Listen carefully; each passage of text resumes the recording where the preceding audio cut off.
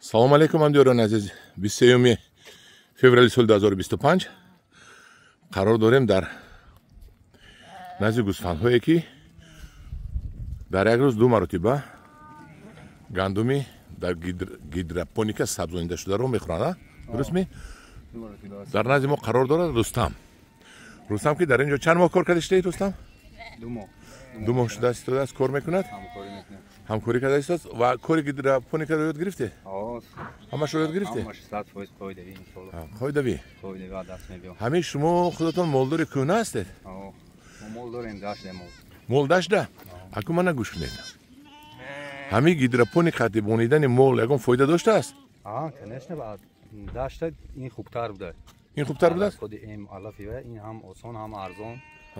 ҳамин мақсад нағз мекарда, ҳамин моло дар дашт ҳолашон бисёр вазмин будагда. масалан овардем ҳаминҷа. баландтар гӯед. масали ҳамин вай гидропоник хеле хуб шуд, шири вай зиёд шудагда, шираш. масали ҳамин солуқ зиёд шуд. баъд инкишоф ёфт, мақсад дарав калон шуд.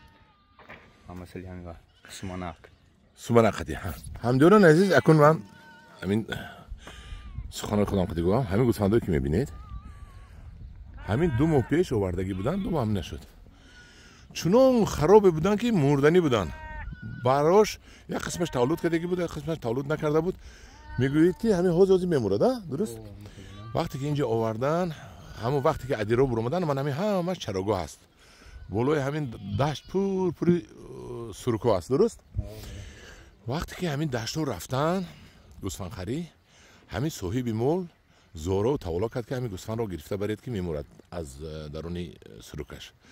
ва инҳо кадомашро ба пул, кадомашро насия гирифта оварданд, то ин ки нигоҳдорӣ кунанд. дар инҷо дар байни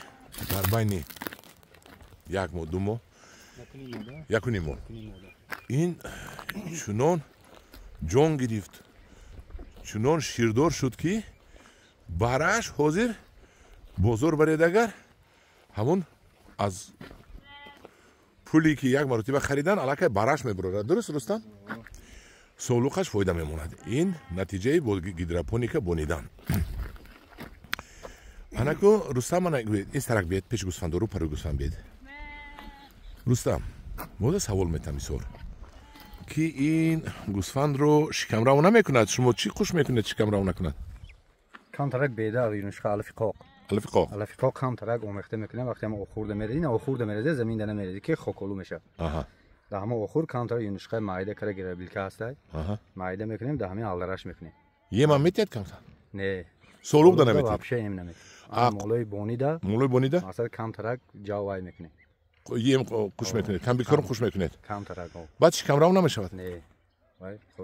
ولی همینو یک روز چند مرتبه گیدروپونیکا میتید سولوق با؟ سحر بیگا تمام دیگه هیچی نمیتید. چند کیلو سحر چند کیلو بیگا؟ انا دا حوزی همینجا بیم قریب 300 مولای ممکن است 50 کیلو شود، 75 کیلوگی. نیم کیلو سحر نیم کیلو بیگا میتید؟ همه خیلی میشه دام. خیلی کم میتید؟ یا سوت کده. انا که کنم ممکن 5 پرس باشه در سوت کده. 5 پرس. 5 پرس.